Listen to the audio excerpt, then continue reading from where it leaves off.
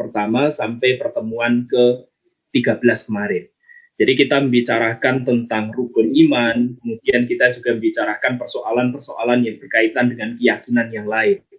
Kita membicarakan bagaimana iman kepada Allah, iman kepada malaikat, iman kepada kitab, iman kepada nabi, kemudian iman kepada hari akhir, iman kepada qada dan qadar. Jadi setidaknya selama 13 kali pertemuan sebelumnya, kita sudah membicarakan persoalan-persoalan yang berkaitan dengan rukun iman, kita sudah membicarakan persoalan yang berkaitan. Dimensi kedua dari syariah itu adalah pembicaraan berkaitan dengan fikih atau amaliyah. Jadi yang kedua ini berkaitan dengan amaliyah atau fikih. Ketika membicarakan tentang fikih, dan fikih ini insya Allah nanti akan kita bicarakan dalam semester berikutnya. Jadi di sana nanti kita akan bicarakan tentang ibadah dan amaliyah, ibadah dan muamalah. Jadi ibadah itu menghubungkan antara manusia dengan Allah, sementara muamalah itu menghubungkan antara manusia dengan sesamanya, sesama manusia, atau menghubungkan manusia dengan alam. Jadi konsep ini nanti akan kita pelajari dalam semester berikutnya. Kemudian yang ketiga, jadi ketika kita membicarakan tentang syariah, maka di situ kita membicarakan tentang konsep akhlak. Jadi akhlak ini merupakan bagian paling penting dan paling tinggi dalam konsep syariah. Akhlak ini terbentuk dari akidah yang kokoh, amaliyah yang baik. Jadi diharapkan ketika kita memiliki akidah yang baik, kemudian amaliyah yang senantiasa kita jaga, maka di situ akan muncul akhlak dalam diri seseorang. Jadi boleh dikatakan akhlak ini merupakan buah dari pelaksanaan syariah. Oleh karena seorang muslim melaksanakan syariah, kemudian tidak muncul akhlak dalam dirinya, maka mestinya ada sesuatu yang hilang di sana. Ada sesuatu yang kurang diperhitungkan di situ. Ada sesuatu yang belum dilaksanakan dengan baik.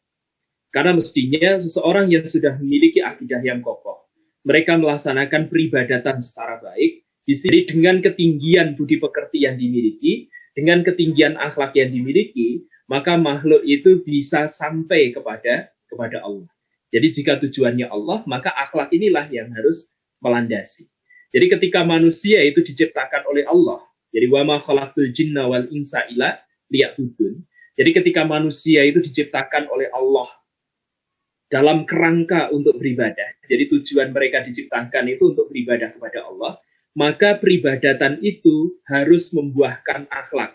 Dan dengan akhlak itu, maka manusia berhubungan dengan Allah. Dengan akhlak itu, maka dia memiliki hubungan terbaik, hubungan yang intim dengan Allah Subhanahu wa Ta'ala. Nah, ini hal terakhir yang akan kita bicarakan dalam perkuliahan kita. Dan apa yang kita bicarakan hari ini sangat banyak sekali. Jadi ada beberapa tema yang akan kita bicarakan. Karena itu, maka saya akan mencoba untuk cepat itu ya, dalam waktu yang kita miliki untuk membicarakan ini secara singkat. Sebenarnya boleh kita katakan gitu ya. Jadi perkuliahan kita yang ke-14 ini sebenarnya sudah ada sekitar 7 mata pelajaran sendiri. Jadi sudah ada 7 perkuliahan sendiri, 7 kali pertemuan. Akan tetapi kita akan bicarakan ini secara ringkas, karena itu saya harapkan nanti Anda semua bisa mengikuti perkuliahan ini dengan baik. Jadi biasanya dalam mata kuliah tentang akhlak, kita membicarakan tentang pengertian akhlak itu sendiri, itu satu pertemuan. Kemudian kita membicarakan tentang kriteria akhlak itu juga satu pertemuan. Kita membicarakan tentang urgensi, kalau urgensi bisa digabung, maka setidaknya ada 6 pembicaraan gitu ya.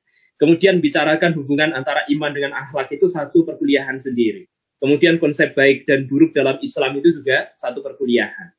Kemudian akhlak Nabi, para sahabat, akhlak tasawuf, dan seterusnya. Apalagi tasawuf itu satu mata kuliah sendiri gitu ya. Karena itu, maka kita akan bicarakan ini secara cepat, kita akan bicarakan secara ringkas. Jadi mudah-mudahan apa yang kita bicarakan dalam kesempatan kali ini, nanti bisa saudara-saudara pahami dengan baik. Oke, saya kira itu ya. Jadi pengantar yang bisa saya berikan, agar barokah Allah turun kepada kita, mudah-mudahan kita senantiasa menjadi hamba-hambanya yang bertakwa, mudah-mudahan kita senantiasa berada dalam jalan kebenaran. Mari kita mulai perkuliahan kita hari ini dengan bersama-sama membaca basmalah. Bismillahirrahmanirrahim.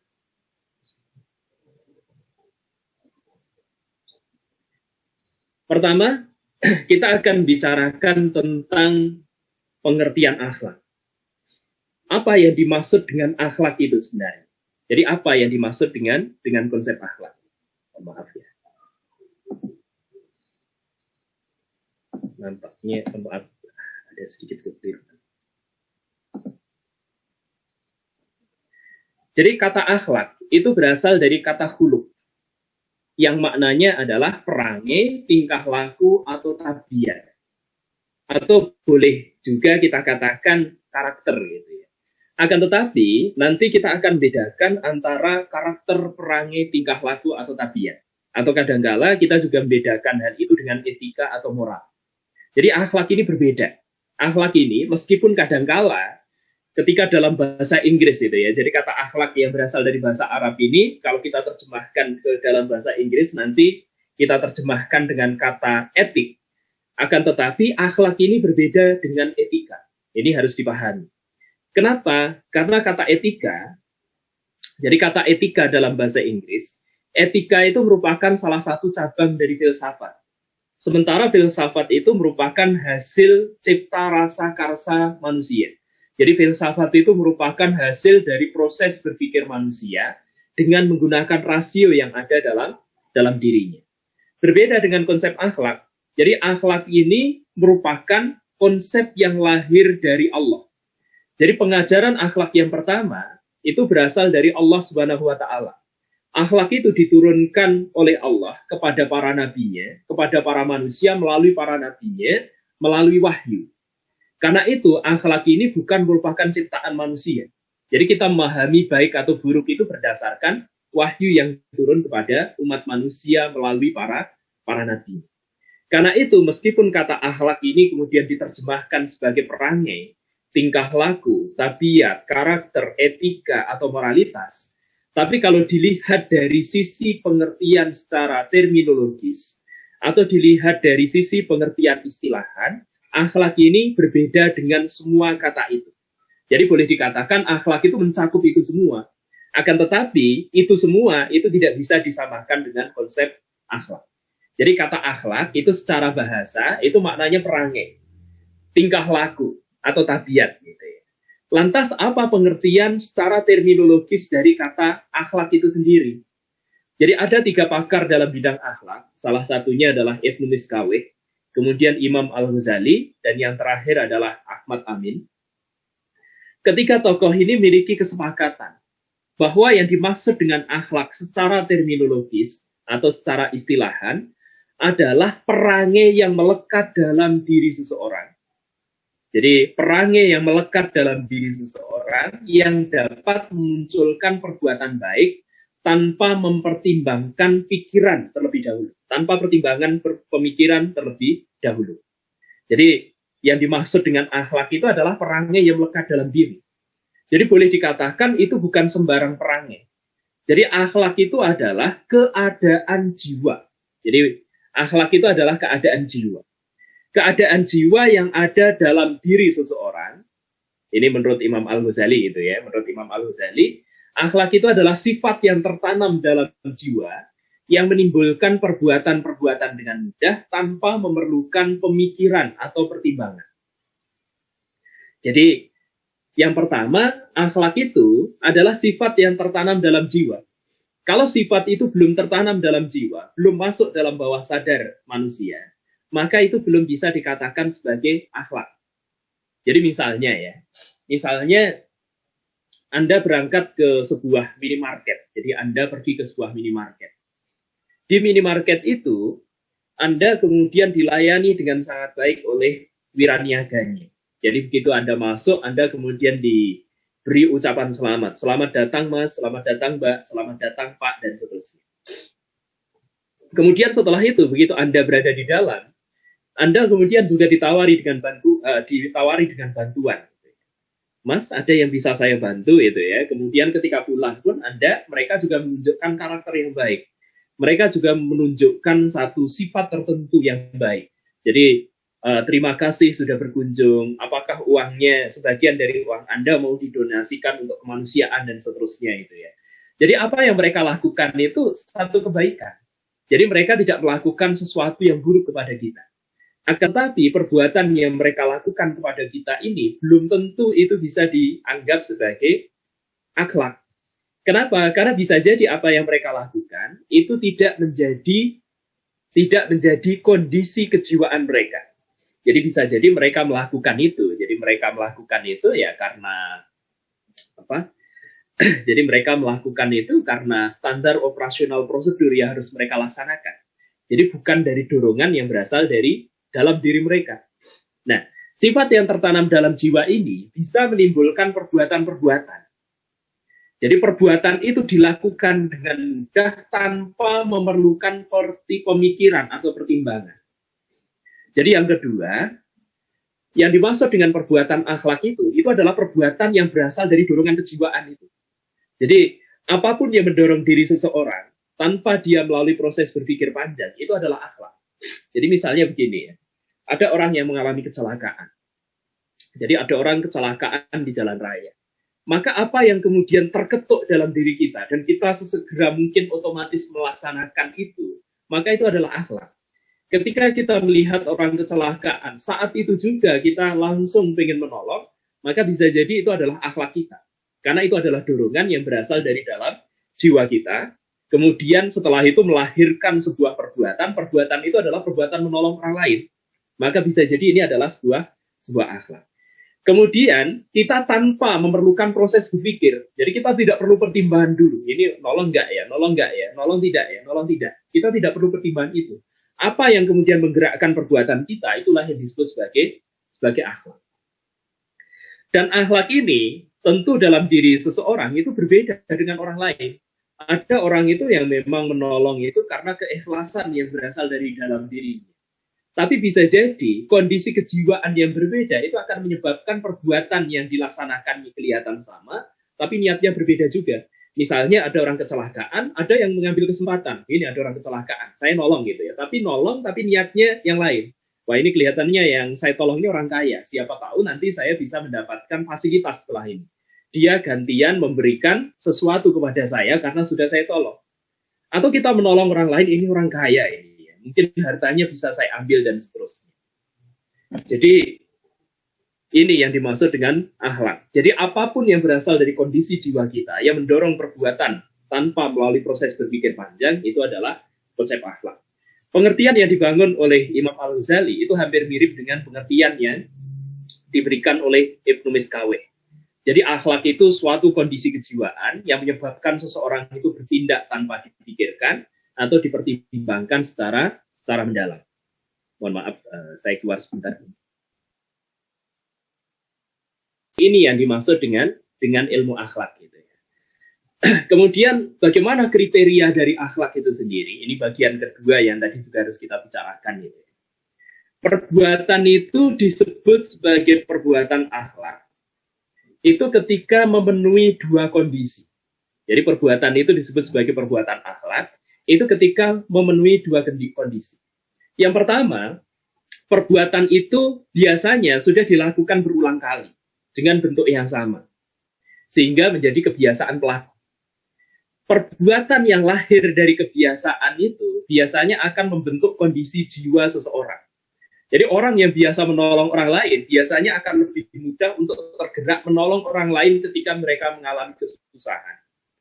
Jadi ketika dia menolong biasanya sudah tidak memerlukan proses berpikir yang panjang. Jadi itu berjalan secara spontanitas, berjalan secara otomatis. Jadi yang pertama, perbuatan akhlak itu biasanya adalah perbuatan yang sudah muncul menjadi kebiasaan karena sering dilakukan berulang kali. Jadi misalnya gitu ya. Misalnya Anda datang gitu ya, datang ke masjid. Jadi saat Jumatan misalnya. Kemudian kotak infak itu lewat di depan kita gitu ya, lewat di depan kita. Karena kita sudah sering memasukkan uang ke dalam kotak infak itu. Jadi misalnya setiap kali masukkan itu 20.000 atau 50.000 gitu ya. Maka begitu kita memasukkan itu otomatis saja. Jadi otomatis kita mungkin tidak perlu berpikir panjang. Wah, sesuk aku bariki mano apa iki nek kita lebok nih. Jadi tidak sampai berpikir semacam itu. Jadi berbeda halnya ketika pertama kali baru melakukan. Itu kadang-kala kita masih berpikir, ini 20.000 itu lumayan ini bisa untuk makan 2 kali misalnya. Tapi ketika itu sudah berlangsung berulang kali, menjadi kebiasaan gitu ya, maka biasanya kita sudah tidak akan terlalu memikirkan hal itu. Jadi alhamdulillah gitu ya, sudah bisa masukkan, jadi setelah itu tidak lagi terpikir gitu ya. Jadi perbuatan itu disebut sebagai perbuatan akhlak ketika dilakukan berulang kali dalam bentuk yang sama, sehingga menjadi kebiasaan dari pelaku. Jadi misalnya ya, seorang itu disebut dermawan karena dia memberikan sesuatu berulang kali, bukan hanya satu kali. Kalau hanya satu kali memberikan sesuatu, kemudian setelah itu mengundang media, kemudian setelah itu dia ingin dikatakan, saya ini dermawan loh ya, maka ini pencitraan, jadi bukan akhlak. Nah ini yang pertama. Kemudian yang kedua, perbuatan itu disebut akhlak, menurut Ibnu Daros, itu ketika perbuatan itu dilakukan karena dorongan jiwanya. Jadi karena dorongan jiwanya. Karena akhlak itu sendiri adalah kondisi kejiwaan yang dimiliki oleh seseorang. Jadi akhlak itu adalah kondisi kejiwaan. Kondisi kejiwaan itu mendorong perbuatan. Jadi mendorong perbuatan. Jadi perbuatan itu benar-benar lahir dari kondisi kejiwaannya, bukan karena sesuatu yang lain. Bukan karena tekanan dari pihak luar. Bukan karena paksaan, sehingga karena kita dipaksa, kita kemudian ketakutan. Juga bukan karena bujukan. Jadi bujukan karena mengharapkan sesuatu, bukan. Jadi kalau perbuatan itu terjadi karena tekanan dari pihak luar, atau paksaan, atau bujukan, maka itu bukan merupakan tindakan akhlak. Jadi misalnya gitu ya, misalnya kita diminta untuk menolong orang lain, jadi kita diminta untuk menolong orang lain, akan tetapi di situ ketika kita menolong orang lain itu nanti sambil ada embel-embelnya. Jadi silahkan, mari kita bantu orang yang sakit ini, nanti kalau misalnya Anda sakit, gantian kami yang membantu misalnya. Jadi kalau misalnya kita tergerak untuk membantu orang lain, karena adanya unsur yang berasal dari luar ini, maka perbuatan ini tidak bisa disebut sebagai perbuatan akhlak. Jadi perbuatan akhlak itu adalah perbuatan yang setiap hari kita laksanakan, kita melaksanakan itu dalam bentuk yang sama, sehingga menjadi bagian dari kebiasaan. Perbuatan akhlak itu adalah perbuatan yang lahir dari dorongan jiwa kita sendiri, bukan karena paksaan yang berasal dari pihak luar. Lantas apa urgensi akhlak itu bagi kehidupan manusia? Jadi akhlak itu menghubungkan manusia dengan Allah. Akhlak itu juga menghubungkan manusia dengan manusia. Ini pentingnya akhlak bagi manusia. Tadi di bagian awal dalam pengantar perkuliahan ini, saya sudah membicarakan gitu ya, bahwa akhlak itu merupakan wujud dari keberadaan Allah itu sendiri. Jadi Allah itu adalah Al-Khaliq. Allah kemudian menciptakan makhluk, maka makhluk itu untuk bisa berhubungan dengan Allah, salah satunya mereka menggunakan akhlak. Jadi di sini gitu ya, kata khaliq, kemudian kata makhluk, gitu, kemudian kata akhlak, ini kalau kita lihat itu tersusun dari huruf yang sama. Jadi huruf itu adalah huruf ha, lam, dan qaf. Jadi kata-kata yang biasanya tersusun dengan menggunakan huruf yang sama, itu biasanya memiliki hubungan dalam bahasa Arab itu ya, memiliki hubungan pengertian. Meskipun masing-masing kata ini sudah memiliki atau mewakili makna yang berbeda, akan tetapi itu memiliki hubungan. Dalam pertemuan sebelumnya misalnya, kita juga sudah pernah membicarakan gitu. Allah itu adalah Al-Alim, Allah itu Maha Mengetahui. Allah yang Al-Alim itu kemudian menciptakan sesuatu dengan ilmunya. Jadi Allah yang Maha Mengetahui itu menciptakan sesuatu dengan ilmunya.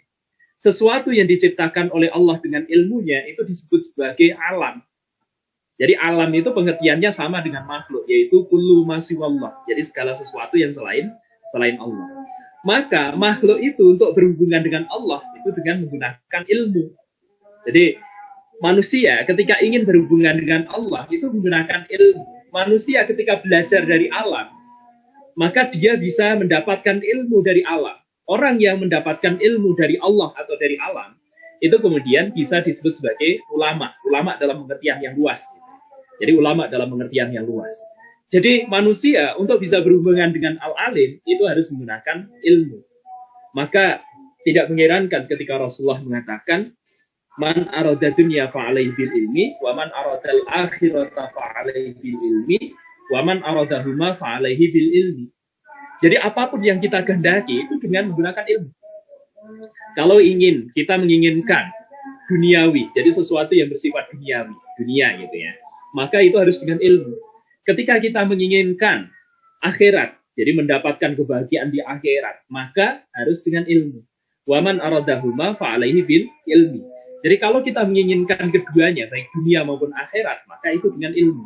Jadi untuk bisa mendapatkan kedua hal ini, untuk menghubungkan antara manusia dengan Allah, maka di situ diperlukan adanya akhlak.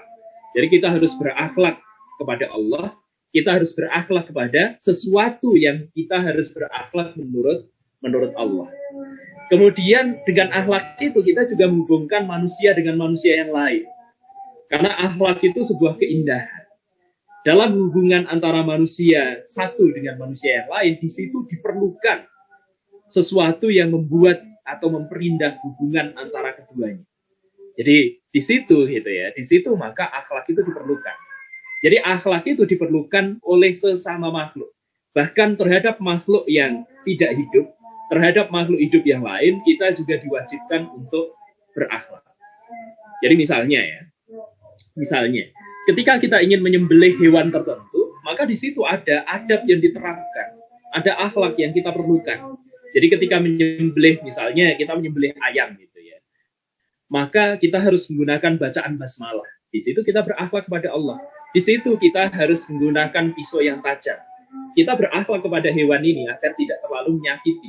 Jadi kita mengambil manfaat dari hewan itu, tapi tidak terlalu menyakiti hewan itu dan seterusnya. Di sini urgensi akhlak itu diperlukan. Kemudian apa faedahnya? Faedahnya yang pertama, untuk meningkatkan derajat manusia. Jadi dengan akhlak itu, manusia akan menggapai mardotillah. Jadi dengan akhlak itu, manusia bisa mendapatkan ridho dari Allah. Karena itu, maka akhlak ini merupakan pencapaian tertinggi dalam syariah. Jadi sementara syariah itu sendiri adalah hukum yang diturunkan oleh Allah kepada umat manusia melalui para nabinya. Jadi tadi di bagian awal kita sudah membicarakan. Jadi syariah itu ada 3. Yang pertama adalah akidah, yang kedua adalah amaliyah atau fikih. Fikih itu terdiri dari 2, yaitu ibadah dan muamalah. Dan yang ketiga adalah akhlak.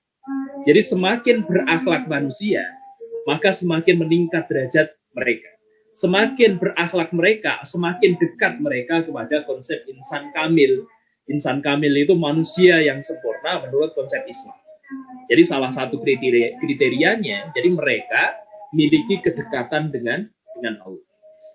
Kemudian akhlak itu juga menuntun kepada kebaikan. Jadi ini manfaatnya. Jadi akhlak itu nanti akan menuntun kita kepada kebaikan. Akhlak itu menunjukkan manifestasi kesempurnaan iman. Jadi ketika kita bicara tentang akidah itu, kita sebenarnya di situ membicarakan tentang konsep iman. Jadi iman pada Allah, iman kepada malaikat, iman kepada kitab, iman kepada rasul, iman kepada hari akhir, iman kepada qada dan qadar. Jadi dalam akidah itu kita bicara tentang itu semua. Nah, akidah itu adalah landasan kita dalam menjalankan konsep Islam. Di situ setelah akidah kita kokoh, maka kita melaksanakan peribadatan dan muamalah. Jadi ibadah itu adalah hubungan antara diri kita dengan Allah. Kemudian muamalah itu adalah hubungan kita dengan sesuatu yang lain, dengan alam. Baik dengan manusia maupun dengan tumbuh-tumbuhan, dengan hewan dan seterusnya. Ini adalah muamalah. Nah, dari sana diharapkan nanti akan menghasilkan akhlak yang mulia. Jadi karena itu, maka akhlak ini merupakan wujud dari kesempurnaan iman. Semakin mulia akhlak kita, semakin baik keimanan kita. Jadi semakin baik keimanan kita. Maka tidak heran dalam beberapa hadis itu diungkapkan. Tidak beriman seseorang di antara kalian sebelum kalian baik terhadap tetangga. Tidak beriman seseorang di antara kalian ketika tetangga, jadi ketika kalian itu dalam keadaan kenyang, tetapi tetangga kalian kelaparan dan seterusnya. Jadi di situ perbuatan-perbuatan yang baik itu dihubungkan dengan konsep keimanan. Atau misalnya dalam ayat yang lain itu ada peribadatan, ada konsep peribadatan yang kemudian dihubungkan dengan akhlak yang mulia. Jadi misalnya dalam ayat wa aqimis sholata innas sholata tanha 'anil fahsya'i wal munkar. Jadi di situ diungkapkan dan dirikanlah sholat. Sholat itu kan ibadah. Dan dirikanlah sholat. Sesungguhnya sholat itu mencegah manusia dari perbuatan keji dan mungkar. Jadi keji dan mungkar itu adalah akhlak yang buruk. Jadi keji dan munkar itu adalah akhlak yang buruk. Nah, dengan sholat kita bisa mencegah itu. Artinya dengan sholat kita bisa memiliki akhlak yang mulia. Kemudian yang keempat, jadi akhlak itu menjadi unsur penolong di hari kiamat. Jadi menjadi unsur penolong manusia di hari kiamat kelak. Jadi ketika manusia itu nanti dihadapkan di pengadilannya Allah, maka di situ gitu ya. Jadi di situ nanti salah satu yang dihisab oleh Allah itu terkait dengan akhlak mulia yang dimiliki oleh seseorang. Jadi perbuatan baik apa saja yang sudah dilakukan, perbuatan buruk apa saja yang sudah dilakukan. Nanti setelah itu dilakukan penimbangan di mizannya Allah. Jadi ini adalah urgensi dari akhlak. Berikutnya kita membicarakan hubungan antara iman dengan akhlak gitu ya. Jadi hubungan antara iman dengan akhlak. Bagaimana hubungannya? Tadi sudah saya gambarkan dalam beberapa kesempatan gitu ya. Bahwa syariah itu terdiri dari 3. Yang pertama adalah akidah, kemudian yang kedua adalah amaliyah atau fikih. Amaliyah ini nanti terdiri dari 2. Jadi ibadah dan muamalah. Nah, kemudian yang ketiga adalah akhlak. Kalau kita ibaratkan sebagai pohon, akidah ini berkaitan dengan pokok-pokok keimanan. Jadi pokok-pokok keimanan itu adalah akar dari sebuah pohon. Jadi dalam syariah berarti akidah itu adalah akarnya. Jadi kalau akidahnya kuat, maka mestinya pohonnya itu juga akan berdiri dengan baik. Akar yang kuat itu akan mengambil unsur hara ke dalam tanah dengan maksimal gitu ya. Jadi potensi-potensi yang ada di tanah itu akan diambil secara maksimal. Nah, di sini akidah atau iman itu adalah akar dari sebuah pohon. Sementara batang gitu ya, ranting daunnya itu adalah ibadah dan muamalah. Kemudian buahnya adalah akhlak. Karena itu, maka ketika kita sudah memiliki akidah yang baik, kita sudah melaksanakan ibadah dengan cara yang terbaik juga, kita sudah memiliki muamalah, jadi hubungan antara diri kita dengan manusia yang lain atau dengan alam gitu ya. Itu juga sudah kita lakukan dengan baik, maka diharapkan buah dari seluruh pelaksanaan akidah dan amaliyah, jadi buah dari pokok keyakinan atau keimanan yang ada dalam diri kita, buah dari peribadatan kita, buah dari muamalah kita, itu berupa akhlak. Jadi harapannya setelah kita melaksanakan itu semua, kita akan mendapatkan akhlak yang mulia. Jadi kalau kita gambarkan gitu ya, ilmu akhlak itu mempelajari perilaku baik dan buruk manusia. Maka hubungan ilmu akhlak dengan akidah dan ibadah itu sangat erat. Jadi tidak bisa dipisahkan. Jadi tidak bisa orang itu berakhlak saja, sementara dia tidak pernah beribadah, dia tidak memiliki keimanan. Itu tidak bisa. Jadi iman itu harus ada. Jadi syarat untuk bisa diterima itu berarti iman itu sudah harus ada. Kemudian ibadah harus dilaksanakan, muamalah harus dijalankan dengan baik. Maka di situ kita memiliki akhlak yang mulia. Jadi akhlak mulia itu tidak bisa berdiri sendiri. Gitu ya. Jadi kondisi atau dorongan kejiwaan itu dianggap baik itu ketika keimanan itu ada. Jadi misalnya ya, Anda suatu ketika melihat orang yang kecelakaan. Ini contoh orang kecelakaan ini agak mudah untuk kita gunakan. Gitu. Ketika Anda menolong, jadi ketika Anda saat itu tergerak untuk menolong, niat yang ada dalam diri Anda ketika menolong itu akan menentukan kualitas dari amaliyah yang Anda laksanakan. Nah, amaliyahnya berupa memberikan pertolongan. Misalnya ya, ketika ada orang kecelakaan, Anda langsung ingin menolong, niat Anda bismillah, bismillahirrahmanirrahim, saya tolong. Maka di situ Anda sudah meniatkan perbuatan itu sejak awal karena Allah. Maka perbuatan yang Anda lakukan itu memiliki nilai ibadah. Di situ Anda memiliki akhlak yang mulia ketika melaksanakan perbuatan itu. Berbeda ketika Anda memiliki niat yang lain. Jadi saya menolong, sekedar menolong saja, tidak dihubungkan sama sekali dengan Allah. Dalam pandangan manusia itu sesuatu yang baik. Akan tetapi dalam pandangan Allah, ketika kita menolong tanpa niat karena Allah. Jadi tanpa niat karena Allah, maka bisa jadi perbuatan yang kita lakukan itu, meskipun itu sesuatu yang baik dalam pandangan manusia, akan tetapi bisa saja itu sia-sia di hadapan Allah Subhanahu wa Ta'ala. Nah, ini harus dipahami.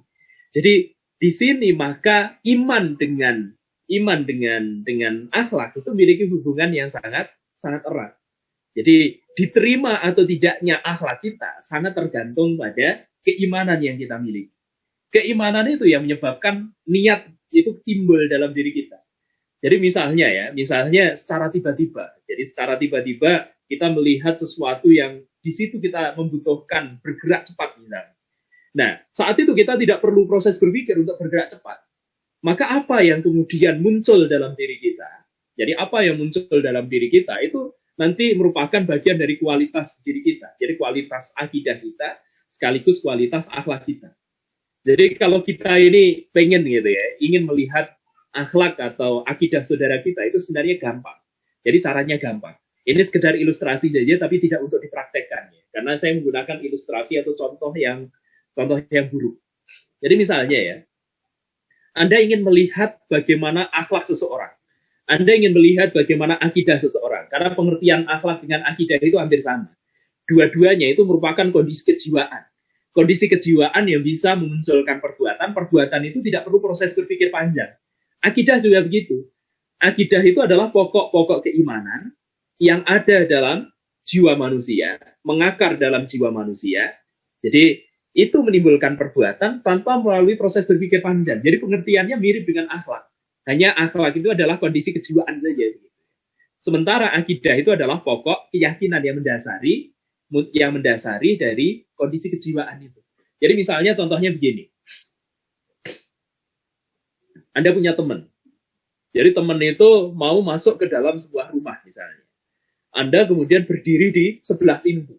Karena Anda punya niat akan menggertak dia gitu ya. Jadi mengakhirkan dia. Saat itu ternyata benar. Jadi teman Anda itu kemudian masuk ke dalam rumah. Anda kemudian menggertak dia, mengakhirkan dia. Maka apa yang keluar dari mulutnya itu tidak mungkin melalui proses berpikir yang panjang. Ya, berpikirnya ada, tapi itu berjalan secara otomatis, seolah-olah itu adalah refleks gitu ya, seolah-olah itu adalah refleks. Apa yang keluar dari mulutnya itulah kondisi kejiwaannya. Seperti itulah akhlaknya. Kalau yang keluar dari mulutnya itu kata-kata yang buruk, bahkan mungkin binatang, semua isi kebun binatang muncul gitu ya, ya itulah akhlaknya. Berarti akhlaknya buruk. Kalau yang keluar dari mulutnya kata-kata yang mulia gitu ya, jadi dia istighfar gitu ya, atau dia mengucapkan kata-kata yang lain, tapi tidak mungkin alhamdulillah gitu ya. Digertak malah alhamdulillah ini rasanya tidak mungkin gitu. Nah, maka berarti kondisi kejiwaannya baik. Jadi ini cara menguji meskipun tidak harus dipraktekkan, jangan dipraktekkan. Khawatirnya nanti temannya punya penyakit jantung malah jantungan gitu ya. Jadi akhlak itu seperti ini. Jadi dia tidak perlu berpikir panjang, dia langsung bereaksi. Nah, itulah akhlak. Akhlak itu adalah kondisi kejiwaan seseorang. Ketika dia mendapatkan respon tertentu, itu nanti akan mengeluarkan perbuatan tertentu.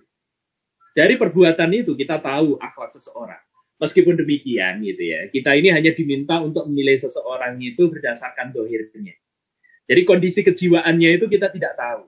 Jadi kita menilai dohirnya saja. Kalau perbuatan dohirnya bagus, maka kita anggap orang lain ini bagus. Kalau dohirnya buruk, maka kita anggap itu buruk. Jadi kita memang tidak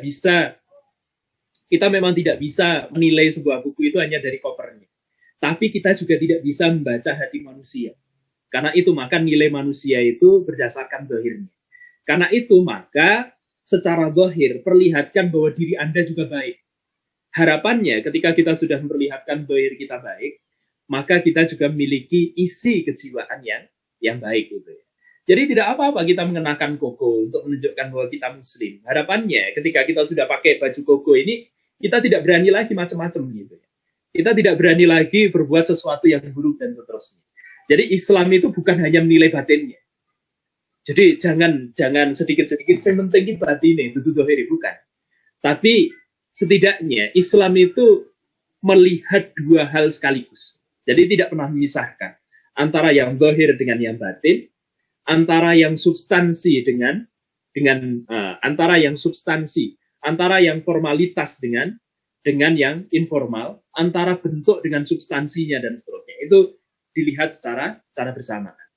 Islam menghubungkan secara erat antara akidah dengan akhlak, di mana nilai-nilai akhlak sesungguhnya bertolak dari tujuan akidah. Hubungan antara akhlak dengan akidah atau keimanan itu sangat erat. Akhlak dan iman adalah gambaran jiwa, hati yang bersifat abstrak. Tadi sudah saya jelaskan itu ya. Jadi pengertian akhlak dengan pengertian akidah dengan pengertian akhlak itu hampir sama. Jadi karena hampir sama, kedua-duanya itu merupakan gambaran jiwa. Itu merupakan sesuatu atau kondisi hati yang bersifat abstrak. Jadi dengan demikian, akhlak yang baik adalah mata rantai dari keimanan. Jadi akhlak yang baik itu adalah hasil dari keimanan yang baik.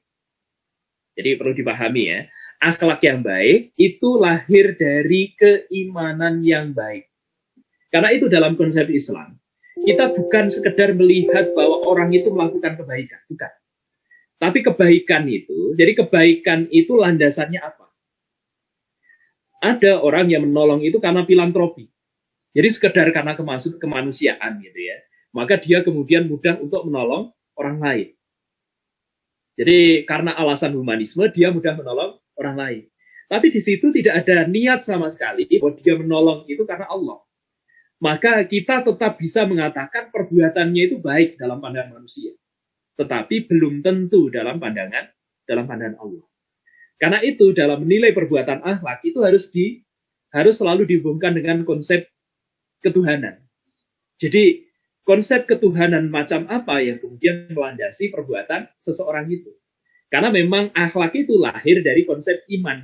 Jadi iman itu kan berarti keyakinan yang ada dalam diri manusia yang melandasi perbuatan-perbuatan yang muncul. Maka di situ, jadi perbuatan apapun yang muncul itu bisa dinilai akhlaknya. Jadi bisa dikatakan akhlak itu adalah bagian dari mata rantai keimanan. Apabila iman melahirkan amal soleh, dapat dikatakan bahwa iman itu sudah sempurna. Adapun akhlak yang buruk adalah akhlak yang menyalahi prinsip-prinsip keimanan. Jadi kalau sudah menyalahi prinsip keimanan, maka itu akhlak yang buruk. Salah satu, jadi misalnya ketika kita bicarakan tentang rukun iman, di situ ada iman kepada Allah. Maka tidak beriman kepada Allah itu adalah akhlak yang buruk. Jadi saya ulangi ya. Rukun iman itu yang pertama adalah beriman kepada Allah. Jadi meyakini bahwa Allah itu satu-satunya Rabb yang esa. Maka ketika ada manusia yang meyakini bahwa Allah itu bukan Tuhan, tapi Tuhan itu sesuatu yang lain, maka dia sudah berakhlak buruk kepada Allah. Misalnya yang kedua, jadi beriman bahwa Nabi Muhammad itu adalah Nabi yang terakhir yang diutus oleh Allah kepada seluruh umat manusia. Maka tidak beriman kepada Rasulullah Muhammad SAW itu adalah akhlak yang buruk dalam konsep Islam. Ini harus dipahami ya. Jadi menganggap Muhammad itu bukan nabi gitu ya, maka itu adalah akhlak buruk. Menganggap Muhammad itu bukan nabi yang terakhir, setelah itu masih ada nabi lagi, maka itu adalah akhlak yang buruk kepada Rasulullah. Nah, di sini kita melihat hubungan antara iman dengan akhlak. Kemudian berikutnya tentang kriteria baik dan buruk dalam Islam. Gitu, ya. Jadi bagaimana Islam menilai baik dan buruk?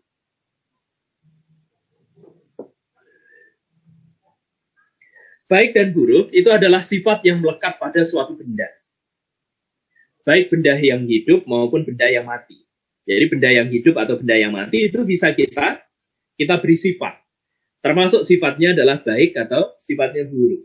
Jadi misalnya saya punya peci ini misalnya. Ini yang peci ini kok bentuknya nggak terlalu baik gitu ya, nggak terlalu baik. Ini buruk sekali ini bentuknya. Maka di situ kita sudah mensifatkan sesuatu pada peci yang kita miliki. Jadi kita sudah mensifatkan sesuatu pada peci yang kita miliki. Kita misalnya disitu menganggap ini peci ini dibuat dengan sangat buruk. Jadi tidak terlalu baik ini buatannya gitu ya. Jadi di situ maka benda mati ini kita sifati. Benda mati saja bisa kita sifati, apalagi sesuatu yang hidup. Jadi misalnya seperti manusia, seperti perbuatan yang mereka lakukan. Maka hal itu bisa kita sifati dengan baik atau buruk. Sementara pengertian baik dan buruk itu adalah sesuatu yang biasanya berlawanan. Jadi kalau kita sudah membicarakan sesuatu yang baik, maka di situ dengan serta-merta kita meyakini bahwa ada sesuatu yang buruk. Jadi kalau ada pengertian baik, maka secara otomatis di situ ada pengertian buruk. Pada bagian ini maka manusia itu biasanya memiliki argumentasi yang berbeda tentang sesuatu itu baik atau buruk. Karena itu, maka kebaikan menurut konsep Islam atau keburukan menurut konsep Islam itu harus dikembalikan kepada Allah. Jadi sebagai wujud konsep tauhid. Karena Allah itu maha baik. Allah itu juga mengajarkan kebaikan. Kebaikan yang diajarkan oleh Allah ketika dilaksanakan oleh manusia, maka mereka melakukan sesuatu yang baik. Jadi kebaikan pun harus dikembalikan kepada konsep Allah. Jadi dalam memandang sesuatu itu baik atau buruk, itu harus diserahkan kembali kepada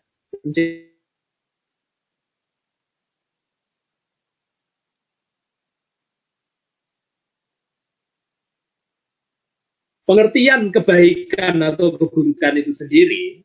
Itu tentu saja ketika kita menyerahkan itu kepada akal manusia. Jadi yang dimaksud kebaikan itu apa sih? Yang dimaksud dengan keburukan itu apa? Maka di situ tentu kita akan mendapatkan pendapat yang beragam. Jadi ada satu kisah ya, kisahnya adalah kisah sufi. Dulu ada seorang sufi, karena kita nanti juga akan belajar tentang tasawuf di bagian akhir ya. Jadi mungkin agak cepat saya.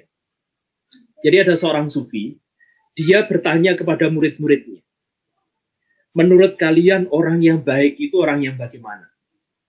Nah, misalnya saya kemudian bertanya kepada saudara-saudara semua, orang yang baik itu orang yang bagaimana? Jadi di situ mungkin Anda akan mengemukakan berbagai kriteria yang menurut Anda adalah kriteria orang yang baik. Karena masing-masing memiliki kriteria, maka di situ muncul berbagai pengertian, muncul berbagai deskripsi tentang orang baik.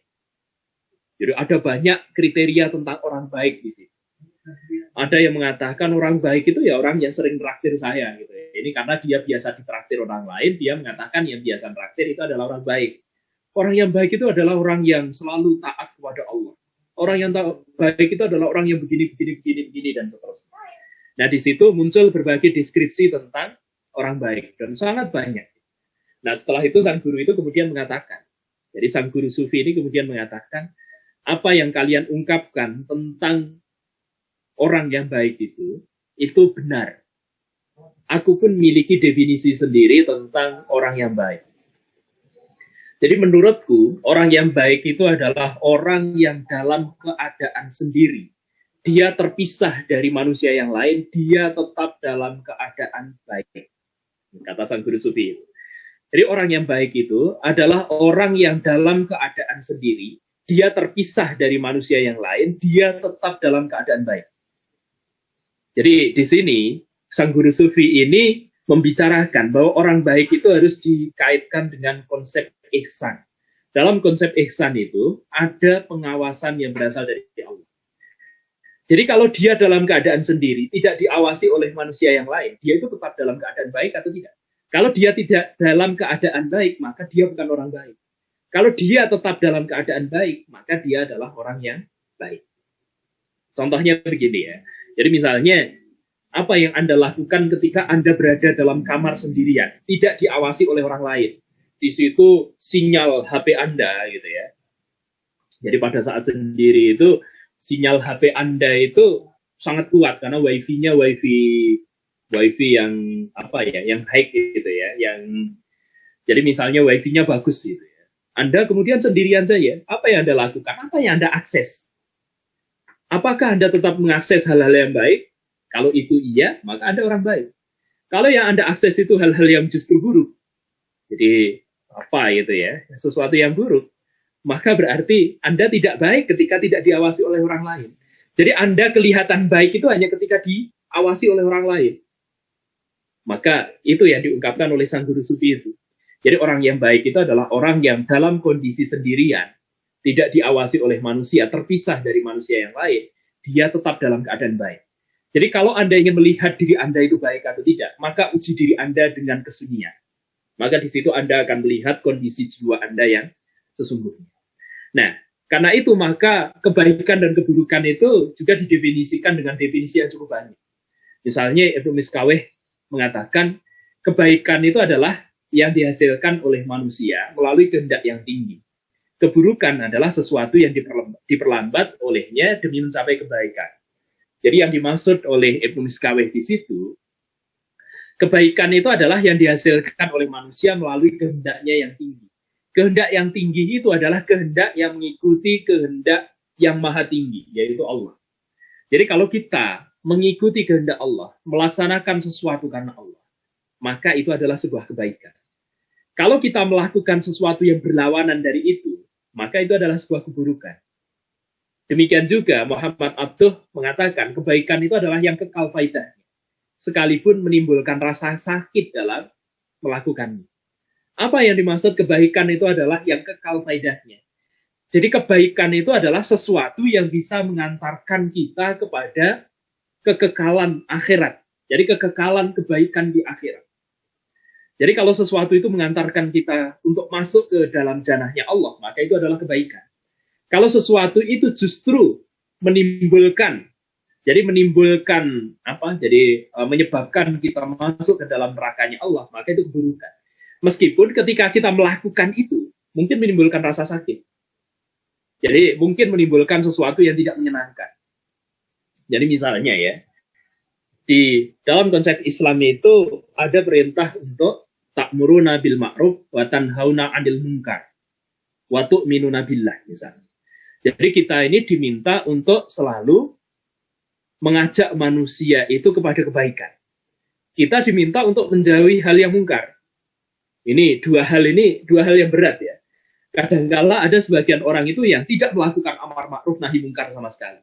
Ada yang hanya kuat melakukan amar ma'ruf tapi tidak kuat melaksanakan nahi mungkar. Jadi misalnya dia ini satu contoh kecil saja. Ada kawan Anda yang salah. Jadi dia melakukan perbuatan yang keliru. Anda kemudian tergerak untuk melakukan amar ma'ruf. Anda nasihati dia. Jadi kawan yang keliru itu Anda ingatkan agar dia memperbaiki kekeliruannya dan mengganti kekeliruan itu dengan sesuatu yang lebih baik. Kelihatannya di situ kita melakukan kebaikan. Tapi jangan salah, perbuatan baik yang kita lakukan itu memiliki konsekuensi. Setelah kita menasihati dia, mungkin kita akan langsung mendapatkan konsekuensi itu. Kadang-kala kita sakit hati sendiri. Oh, saya itu nasihati dia agar lebih baik, kok malah saya dicerca. Dia kemudian mengatakan misalnya, malah kamu itu sok suci, gitu ya. Kamu itu tidak lebih baik dari saya. Loh, kita itu nasihati dia agar lebih baik, tapi kita justru mendapatkan permusuhan. Jadi kadang-kala ketika kita melakukan perbaikan atau perbuatan baik, maka di situ kadang-kala kita langsung mendapatkan konsekuensi, rasa sakit kadang-kala yang kita terima. Karena itu, maka rasa sakit itu, jadi rasa sakit yang kita peroleh dari orang lain ketika kita melakukan kebenaran, melakukan perbuatan yang benar. Jadi ketika kita melakukan kebenaran, itu ketika kita latih, itu bisa mendatangkan akhlak yang mulia. Nanti kita pelajari di bagian akhir, ya. Di bagian akhir dari perkuliahan ini. Jadi kadang-kala kita melakukan perbuatan yang baik, itu dikomentari buruk oleh orang lain. Dan memang itu adalah risiko. Karena itu, menjadi orang soleh itu tidak mudah. Jadi menjadi orang soleh itu ya mudah, tapi tidak mudah. Ketika Anda menjadi orang yang soleh, Anda jadi orang yang baik. Mungkin Anda akan banyak kawan.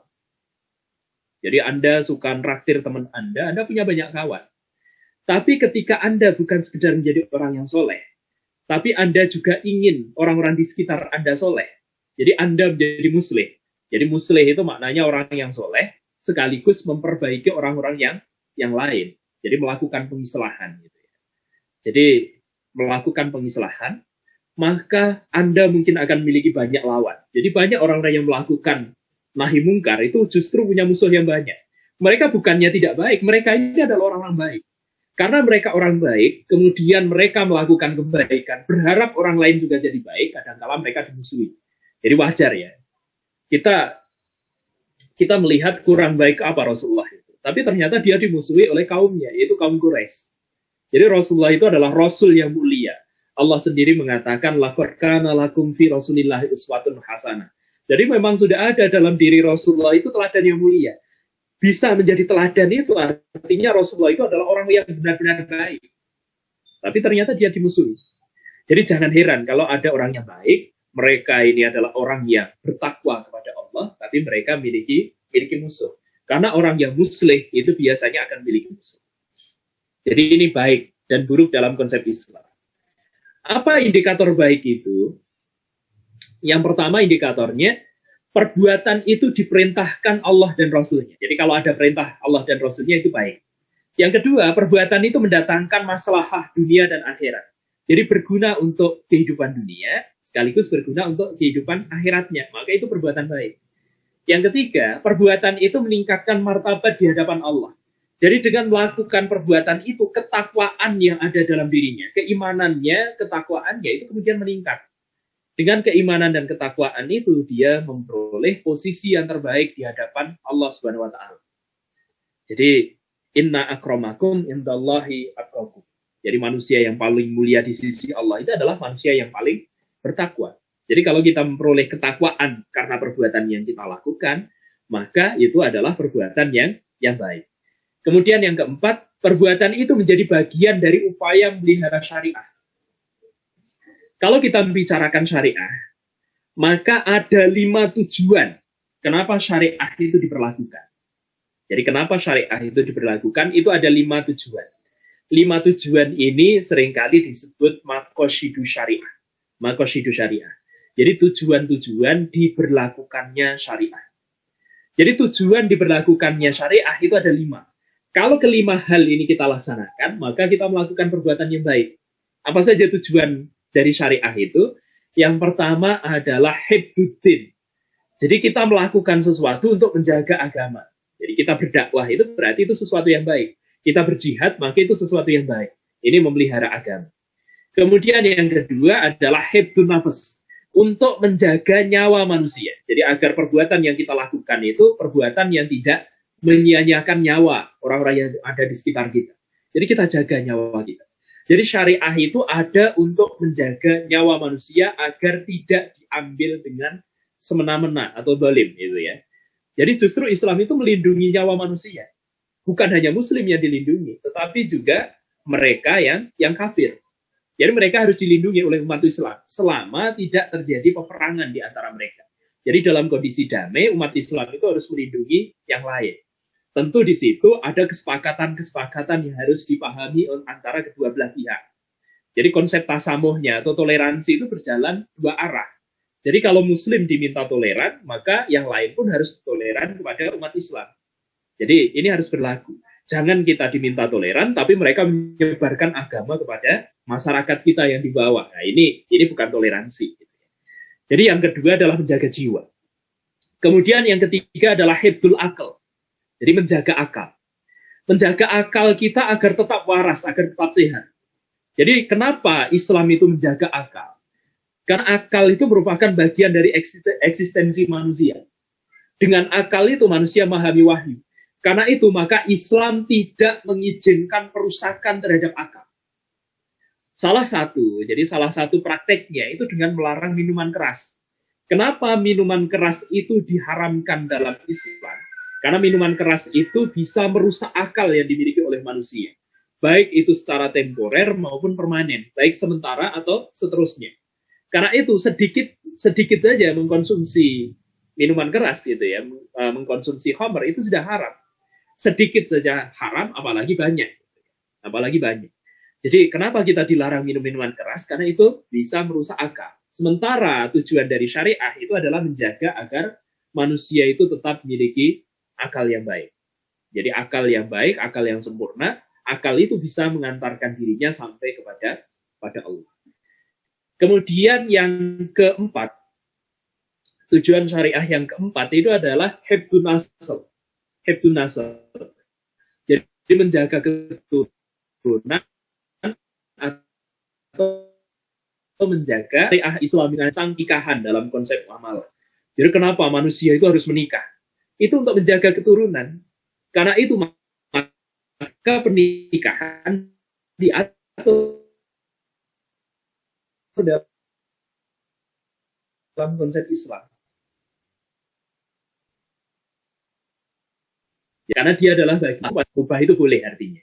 Tapi hukum dasar yang mubah ini bisa berubah tergantung pada kondisi. Nikah itu bisa saja jadi sunnah. Nikah itu bisa saja jadi wajib. Nikah itu bisa saja jadi makruh. Nikah itu bahkan bisa haram. Jangan salah ya. Jadi kalau ada yang mengatakan nikah itu wajib, itu hanya satu hukumnya ya. Sementara hukum nikah yang lain masih ada. Bahkan nikah itu bisa haram.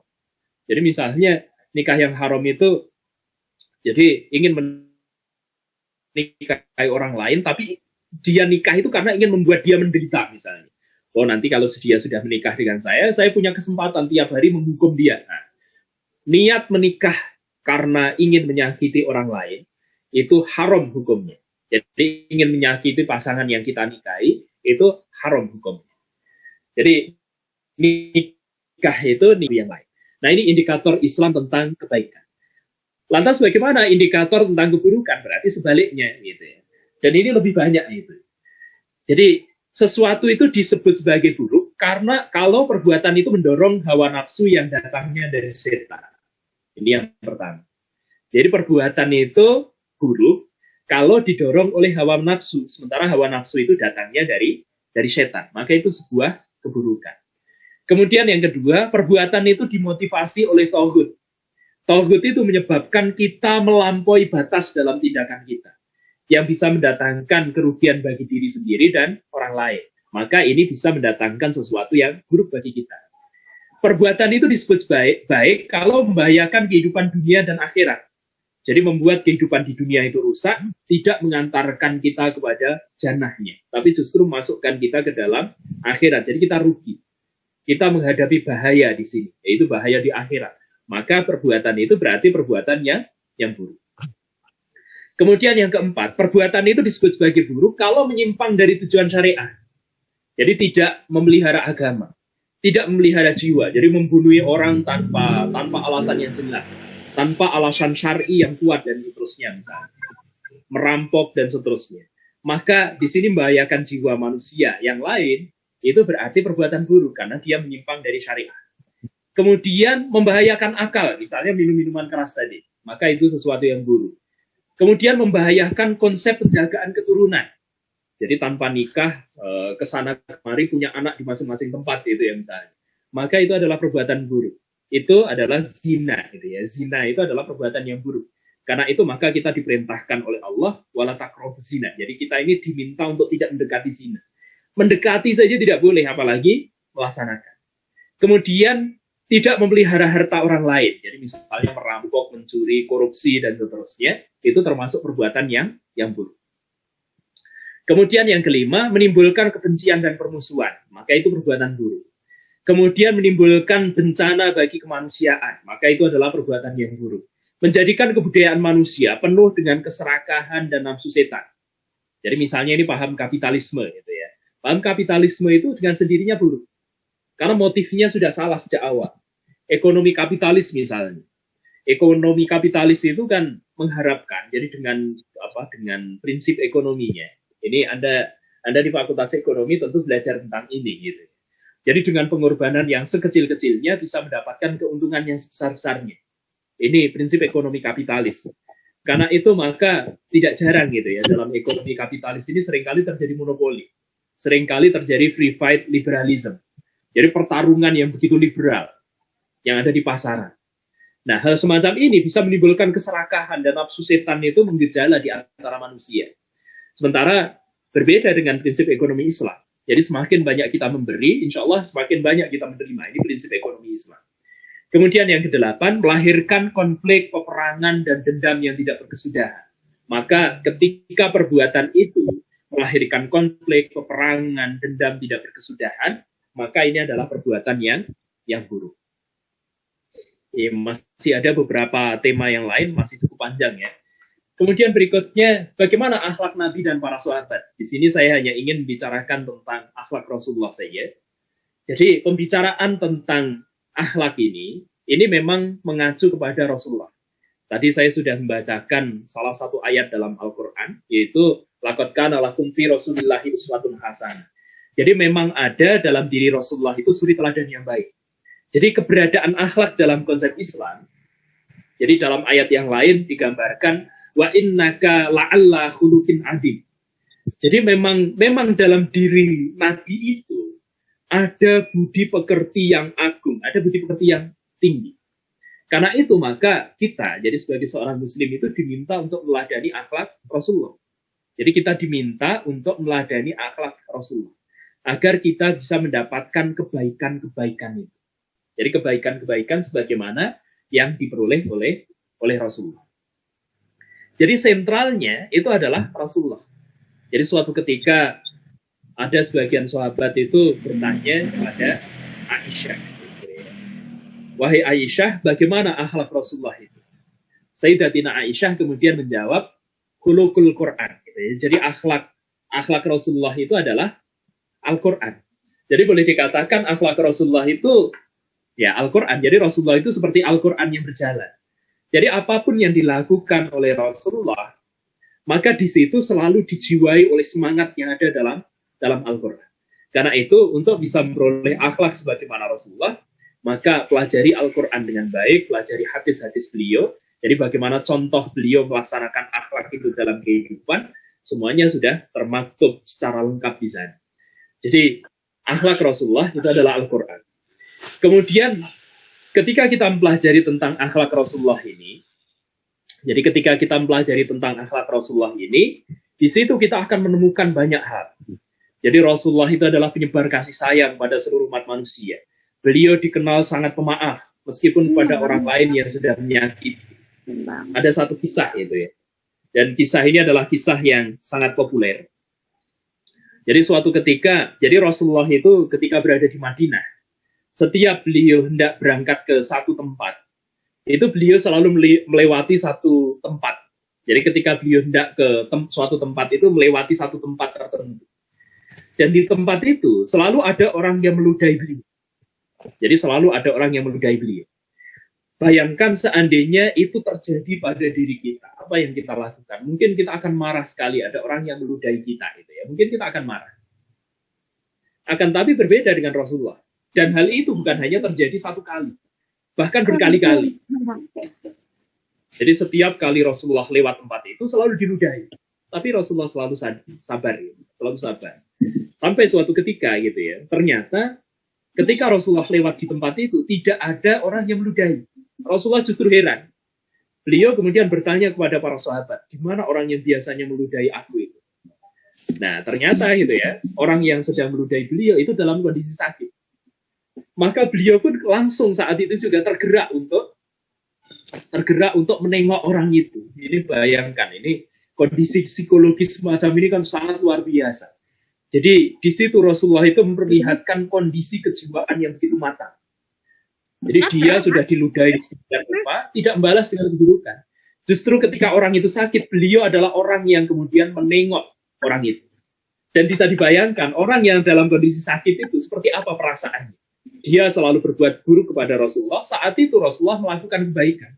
Awalnya dia khawatir, ini jangan-jangan Rasulullah ini, jangan-jangan Muhammad ini datang kepada saya untuk balas dendam.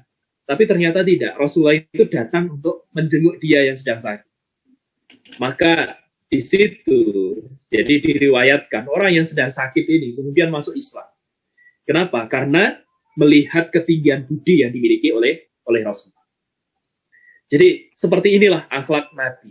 Jadi silahkan ya nanti Anda pelajari secara sendiri bagaimana akhlak Rasulullah gitu. Jadi dengan melihat diri Rasulullah, kita akan bisa memperoleh keteladanan dalam berbagai aspek kehidupan. Karena Rasulullah itu adalah seorang anak, Rasulullah itu juga seorang ayah bagi anak-anaknya, Rasulullah itu adalah seorang suami bagi istri-istrinya, Rasulullah itu adalah komandan perang, Rasulullah itu adalah seorang imam, Rasulullah itu seorang presiden pada masanya. Meskipun istilah presiden itu belum ada, tapi dia adalah seorang imam. Imam yang mengepalai kota Madinah. Bahkan setelah itu beliau menjadi penguasa kota Mekah juga. Jadi wilayah Arabia itu adalah wilayah yang berada di bawah kekuasaan Rasulullah. Jadi boleh dikatakan kedudukan Rasulullah hari ini itu seperti kedudukan yang dimiliki oleh kedudukan Rasulullah pada masa lampau itu seperti kedudukan yang dimiliki oleh keluarga Ibnu Saud yang jadi penguasa Mekah atau penguasa Arab hari ini. Jadi seorang presiden juga atau seorang raja gitu ya, seorang sultan. Beliau juga pernah menjadi penggembala. Beliau pernah memposisikan diri sebagai hakim, petani, penggembala dan seterusnya. Jadi dalam berbagai aspek kehidupan manusia, kita bisa memperoleh teladan dari Rasulullah Shallallahu Alaihi Wasallam. Nah, bagaimana cara kita untuk bisa memperoleh teladan itu? Ada sebagian dari kalangan ulama itu yang kemudian mengembangkan keteladanan itu dalam gaya hidup mereka. Di antaranya mereka kemudian mengembangkan kehidupan tasawuf. Nah, di sini kita akan mulai membahas tentang tasawuf. Apa yang dimaksud dengan tasawuf itu? Jadi tasawuf yang akan kita pelajari hari ini bukan tasawuf yang muncul dari filsafat, juga bukan tasawuf yang muncul dari proses pencarian tanpa batas itu ya. Tapi ini tasawuf yang didasarkan pada konsep yang lahir dari syariah. Jadi yang dimaksud dengan tasawuf itu adalah kesadaran fitrah yang mendorong jiwa manusia yang jujur untuk berjuang keras agar bisa berhubungan dengan wujud mutlak Allah. Jadi yang pertama, tasawuf itu adalah kesadaran fitrah. Jadi yang pertama, tasawuf itu adalah kesadaran fitrah yang mendorong manusia untuk melakukan mujahadah agar bisa berhubungan dengan wujud mutlak Allah. Jadi setidaknya di sini ada 3 konsep. Jadi ada 3 konsep yang harus kita miliki ketika kita ingin bertasawuf. Yang pertama, kesadaran bahwa kita ini memiliki potensi dalam diri kita. Dan salah satu potensi yang kita miliki itu adalah potensi untuk mengenal Allah. Jadi salah satunya adalah potensi untuk mengenal Allah. Jadi potensi untuk mengenal Allah. Potensi untuk mengenal Allah itu sudah ada dalam fitrah manusia. Jadi ini adalah konsep al-bidayah. Jadi konsep al-bidayah. Jadi kita memiliki kesadaran akan fitrah yang ada dalam diri manusia. Kemudian yang kedua, karena kita sudah mengenali diri kita. Jadi man arafa nafsahu faqad arafa rabbahu.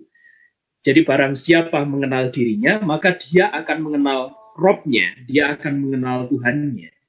Maka di situ cara untuk mengenali Tuhan itu bisa dilakukan melalui usaha yang keras. Jadi di situ dilakukan mujahadah. Jadi di situ dilakukan mujahadah. Untuk apa mujahadah itu dilakukan? Agar bisa berhubungan dengan wujud mutlak Allah. Jadi dengan cara itu, maka kita bisa muraqabah dengan Allah. Jadi kita bisa mendekatkan diri kepada Allah. Jadi tujuan utama dari tasawuf itu adalah untuk mendekatkan diri dengan wujud mutlak Allah. Untuk membangun hubungan yang intim antara diri kita dengan Allah. Ini tasawuf. Kemudian berikutnya yang kita pelajari itu adalah tasawuf akhlaki atau akhlak tasawuf. Jadi yang dimaksud dengan akhlak tasawuf itu adalah akhlak yang menjadi bagian dari tasawuf akhlaki.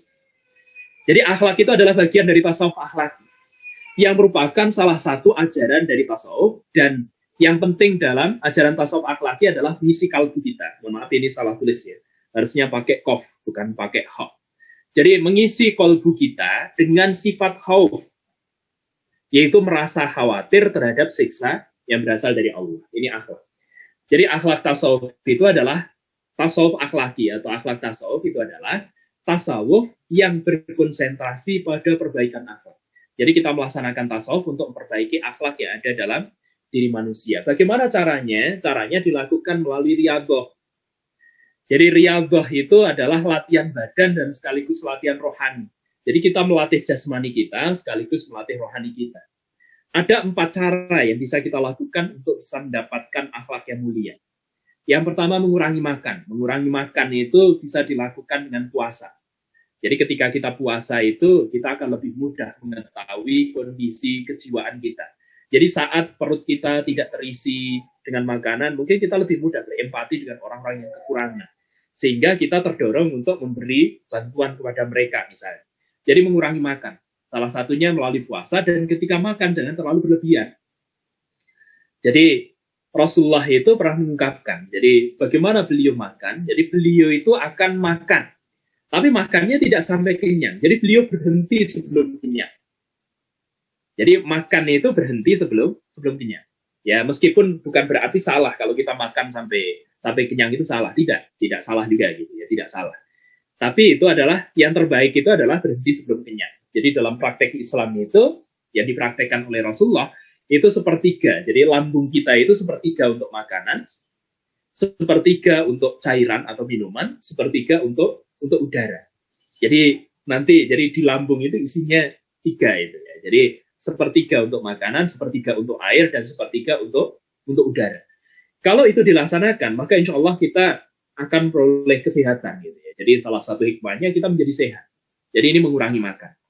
Kemudian yang kedua mengurangi tidur. Jadi maksud dengan mengurangi tidur itu bukan berarti berkadang gitu ya tanpa tujuan, bukan. Tapi mengurangi tidur itu maknanya itu qiyamul lail. Jadi bangun waktu malam diantaranya untuk melaksanakan sholat malam, atau kalau tidak maka dia bisa mempelajari ilmu-ilmu yang berkaitan dengan agama. Jadi mengurangi tidur itu tujuannya itu. Kemudian mengurangi bicara yang tidak perlu. Karena kebanyakan dosa itu muncul dari mulut, dari lisan manusia. Karena itu maka kendalikan lisan kita agar tidak membicarakan sesuatu yang buruk, sesuatu yang melukai orang lain, sesuatu yang justru membawa kita kepada hal yang keliru. Karena itu maka kurangi bicara yang tidak perlu. Jadi lebih baik gitu ya, lebih baik diam daripada mengatakan sesuatu yang tidak perlu atau sesuatu yang salah. Kemudian berikutnya menahan rasa sakit ketika disakiti oleh orang lain. Jadi di sini kita belajar untuk sabar ketika misalnya ada orang lain menyakiti kita. Latihan sabar. Jadi jangan sampai emosi, jangan sampai kita membalas dengan sesuatu yang serupa. Nah, di sini Rasulullah itu sudah mencontohkan. Salah satunya ketika dalam cerita tadi. Jadi Rasulullah diludahi dan seterusnya, beliau menahan diri. Jadi jangan sampai kemudian membalas orang lain dengan sesuatu yang buruk atau bahkan sesuatu yang lebih buruk. Jadi ini adalah praktek sufi yang biasanya dijalankan pada abad pertama dan kedua Hijriyah. Jadi saat itu diantaranya ditandai dengan zuhud. Zuhud itu membelakangi dunia dan perbanyak amaliyah. Jadi memperbanyak praktek-praktek peribadatan dan kebaikan-kebaikan yang diterapkan dalam muamalah. Nah, tasawuf akhlaki itu memiliki 3 tingkatan. Jadi yang pertama adalah tahapan yang disebut tahalli. Kemudian yang kedua adalah tahalli, dan yang ketiga adalah tajalli. Jadi tahapan tahalli itu tahapan tahalli itu dilalui dengan mengosongkan diri. Jadi tahalli itu pengosongan diri. Pengosongan diri dari apa? Pengosongan diri dari ketergantungan terhadap kelezatan hidup duniawi. Termasuk pengosongan diri kita dari akhlak-akhlak yang buruk. Jadi kalau misalnya kita masih memiliki akhlak yang buruk, maka itu kosongkan, hilangkan dari diri kita. Ini tahalli. Jadi mengosongkan diri dari akhlak yang buruk atau mengosongkan diri dari ketergantungan kita terhadap dunia. Ini tahalli. Kemudian yang kedua, tahalli. Jadi menghiasi diri kita dengan perbuatan, dengan pembiasaan sifat atau sikap serta perbuatan baik. Jadi tahalli ini adalah pembiasaan sikap yang mulia atau perbuatan yang mulia atau akhlak yang mulia. Akhlak yang mulia disebut sebagai akhlak mahmudah. Sementara akhlak yang buruk disebut sebagai akhlak madmumah. Jadi kalau tahalli tadi, tahalli itu berarti mengosongkan diri dari akhlak tercela, dari akhlak madmumah. Maka tahalli itu adalah mengisi diri kita dengan akhlak yang mulia atau akhlak mahmudah. Nah, ini harus dipahami ya. Akhlak mahmudah itu adalah akhlak yang baik. Akhlak madmumah itu adalah akhlak yang buruk. Baru setelah tahapan tahalli, maka kita masuk dalam tahapan tajalli.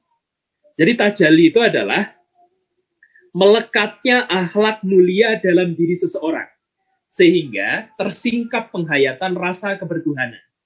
Jadi kita selalu mendam kerinduan kepada Allah gitu ya. Nah, ini buah dari akhlak mulia. Jadi yang diinginkan dalam tasawuf akhlaki atau akhlak tasawuf itu mendapatkan akhlak mulia.